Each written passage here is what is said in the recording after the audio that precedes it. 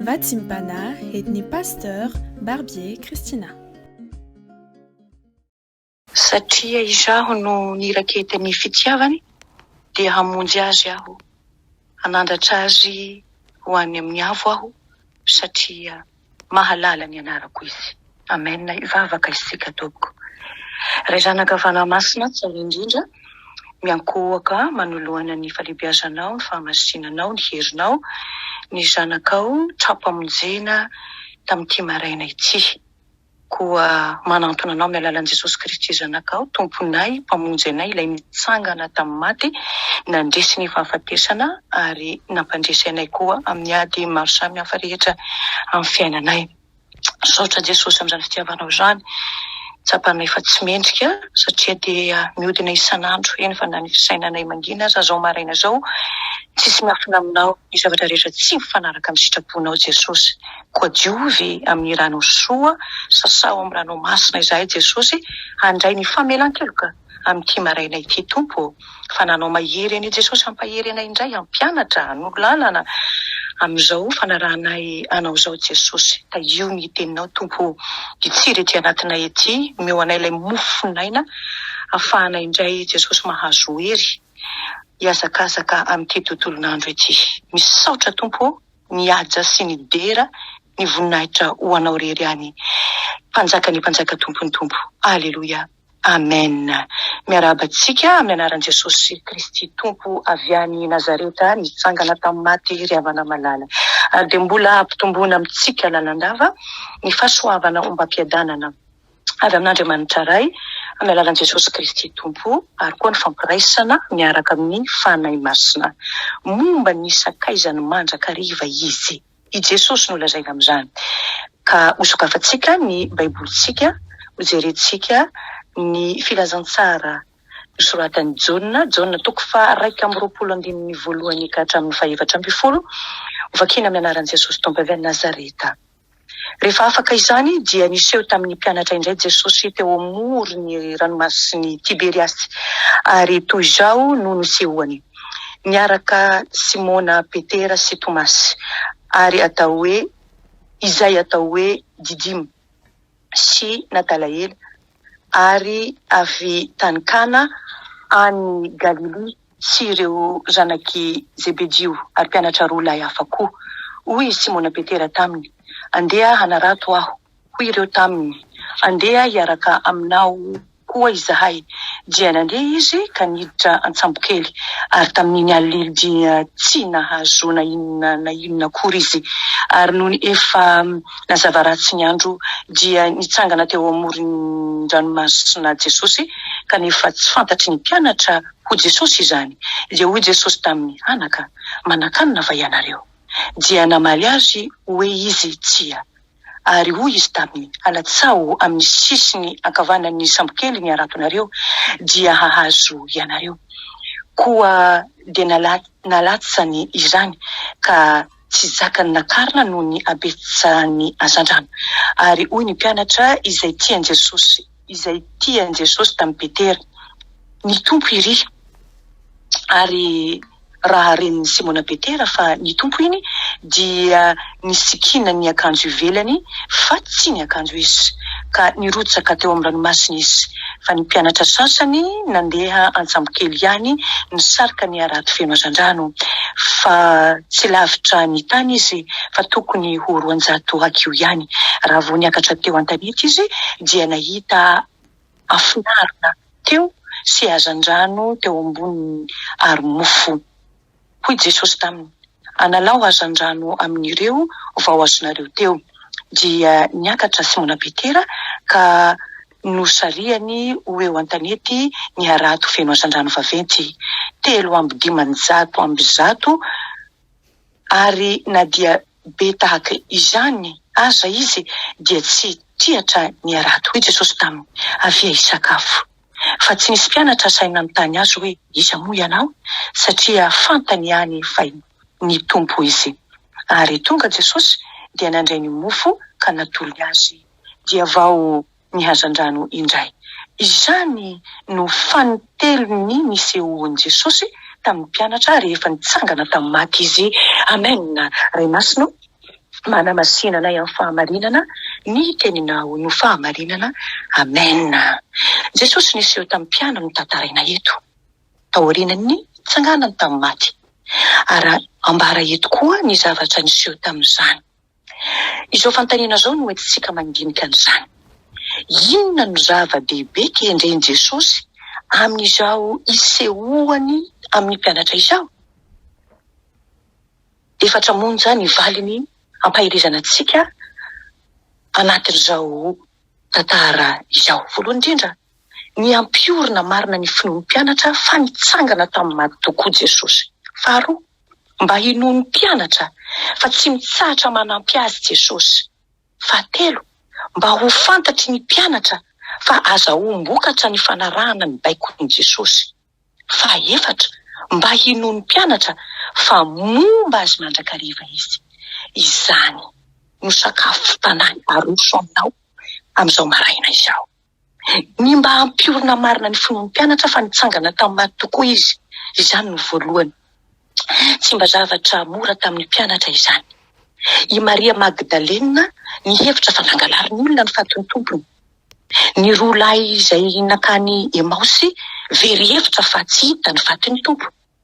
I Tomasy koa dia nilaza fa tsy hino raha tsy mitsapa sy mahita ny holatra nanomboana an' Jesosy.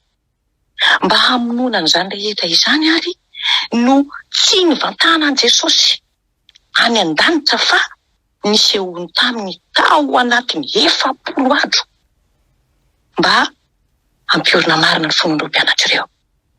Ny vokatry n'izany fisehoana izany no hita ao amin'ny asan'ny apôstôly toko 2 dia ny 2:30 any manao hoe izany Jesosy izany dia efa natsangan'Andriamanitra ary vavolombelony izany izahay rehetra. Hitantsika amin'izany koa fa mafiorina ary ny finoan'ny mpianatra fa nitsangana tamin'ny maty tokoa Kristy. Paoly dia milaza fa izany no fototry ny fitoriana ny filazantsara. Ary hoy izy, raha tsy natsangana ozy Kristy, efa henontsika zay, fantatsika zay, foana ny toriteninay, foana ny finoanareo fa mpandainga izahay, mbola ao amin'ny fahotanareo ianareo, ary very izay efa mety matsy. Korintana 1:5-10, 4:4 ka hatramin'ny 7:20.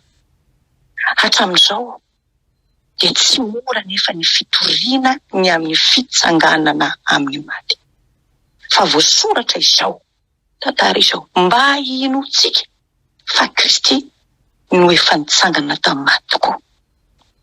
Mba ho santatra izay rehetra efa nodimandry. Faharoa manaraka an'izao, mba hinoan'ny mpianatra fa tsy mitsahatra manampy azy Jesosy. Hitantsika amin'izao tantara izao fa niasa nandritra ny alina ny mpianatra nefa tsy nahazo na inona na inona. Indray tonga Jesosy nanampy azy. Ny nisehony mofo sy hazandrano ary ny afinarina dia tsy fantatsy. Toy izay koa nisehony Jesosy. Izay fantatra nefa dia izao, Jesosy no nahazahoany ny hazandrano sady niantoka ny hanina ho azy. Toky ho an'ny irak'Andriamanitra rehetra zany afaka malalo. Fa ny mpanaraty olona dia tsy toky hanana, tsy tokony hanana ayahy mihitsy, fa hiankina amin'ny tompo mihitsy aza. Matoky izay niantso anareo ozy, sady izy ihany ozy no hanefa izany Andriamanitra izany, ary koa apetrao amin'ozy ny fanahinareo rehetra, fa izy no hiahy anareo. Izay mino dia mahalala fa akaiky azy mandrakariva ny tompo ka manampy azy. Satanao ve zany afako akaiky anao Jesosy ary manampy antsika Jesosy. Fahatelo, mba ho fantatry ny mpianatra fa azahoam-bokatra ny fanarahana ny baikon'i Kristy. Tsy misy teny nataon'ny mpianatra voalaza eto fa avy hatrany dia izay nataony no ambarany Jaona. Araka izao tantara izao, nanao araka izay nasain'i Jesosy nataony izy. Izay ny tena marina eto. vokatra izany dia izao feno ny aratony nefa tsy tritra, tsy tataka izany tsy rovitra. Manambara ny fiarahan'i Jesosy miasa amin'ny mpianany koa izany. Tsy miteny ihany izy fa mampisy vokatra ny teny nolazainy. Ka dia ny anjara mpitory ny filazantsara zany dia ny manatanteraka ny afatry ny tompo hoe alatsy miarakareo dia ahazo ianareo fanoavana no ilaina. Tahaka izay nataon'ny Petera indray mandeha koa. Efa nanao izay azoko atao ho aho hoy Petera, nefa tsy misy vokatra, kanefa hoy Petera, noho ny teninao dia alatsako ihany ny arato. Manan-kery havana ny tenin'i Jesosy aho. Tena misy hery mahery vaika ny tenin'i Jesosy. Fa na ny rivo tsara na ny ranomasina dia nanaiky azy. Ka mazava amiko sy mazava aminao ve fa miara-miasa amiko sy aminao Jesosy ka mampisy vokatra ny teniny. Hoy izy hoe, izay miray amiko ary izao aminy dia mamoa be izy. Aza misaraka amin'ny Jesosy zany ry havana. Fikirom-bavy Jesosy aho. Na mbola betsaka aza ny ataontsika hoe mety varim-bavaka mbola tsy tonga, alatsao ihany ny arato ary dia miandrasa atsika ampitoniana fa ny tompo dia tia an'izay tia azy. Eny ry havana. Fa efatra, mba ino mpianatra fa momba azy mandrakariva izy i Jesosy io. Ny fomban'i Jesosy mandrakariva ny mpianany no amehezany madio ny afatra farany izay nataony. Hoy izy mantsy any amin'ny Matio 7:20. Matio 7:20 any, andininy 20 any. Manao an'izao manambara izany teny Jesosy izany. Teny efa fantatsika loatra izany. Indro izaho momba anareo mandrakariva. Ambara-pahatonga ny fahatapisany izao. Toko tsy mamitaka ho iaho indray ny tenin'Andriamanitra. Nambara ny mazava.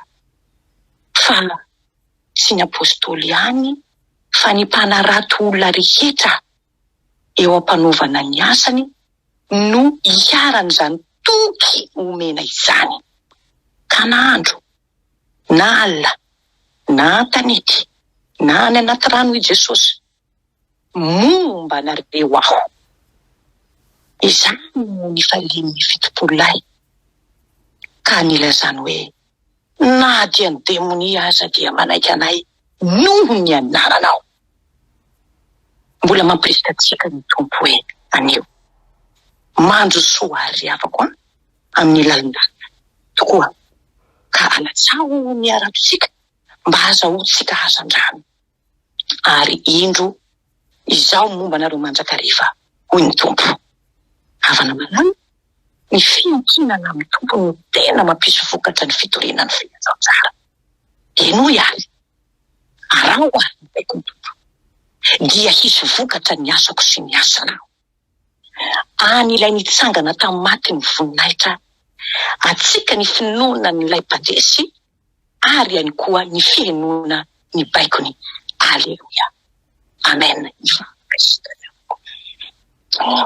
Jesosy malalo, misaotra anao dia misaotra anao.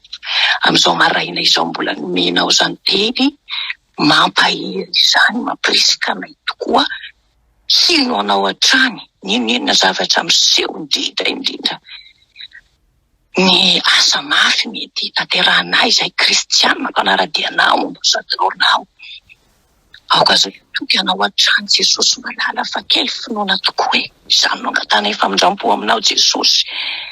Ankehitriny dia nasehonao tokoa fa tsy miova tokoa ianao, omaly sy anio ary mandraka izay.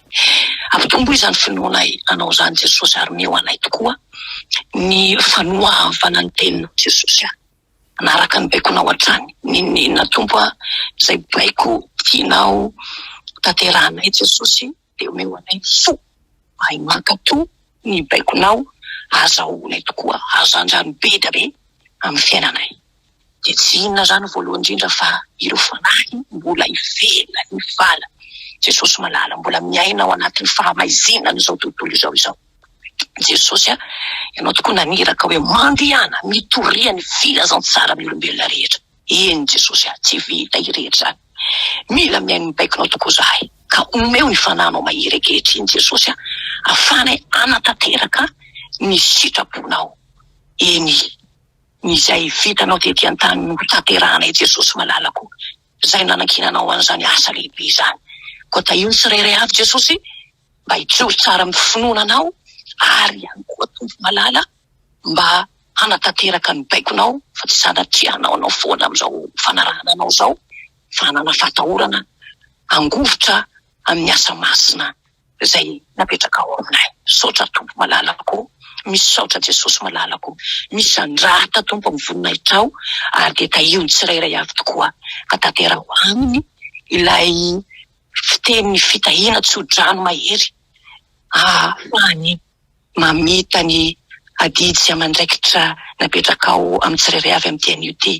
Ka itoko ny teninao hoe fa ny fitiavan'Andriamanitra ray, ny fahasoavanao amin'ny Jesosy Kristy tompo nitsangana tamin'ny maty, ary ny fiadana amin'ny Jesosy Kristy mihoatra noho ny fahalalana rehetra, ameno ny fo sy ny fanahiny mpanomponao tsirairay avy. Eno i tompo, mandehana ary ianao amin'izao herinao zao, ary dia aza matahotra fa indro aho iny tompo momba nareo mandrakariva ambara-daty tonga ny fataperan'izao tontolo zao. Ho anao ry ilay mipetraka amin'ny seza fiandriana sy ny zanak'ondry, anao ny saotra, ny haja, ny dera, ny voninahitra, ny hery sy ny fahefana. Anao efa hatramin'ny taloha indrindra zany mbola manao ankehitriny, ary koa ho anao mandrakizay. Aleluia. Amen.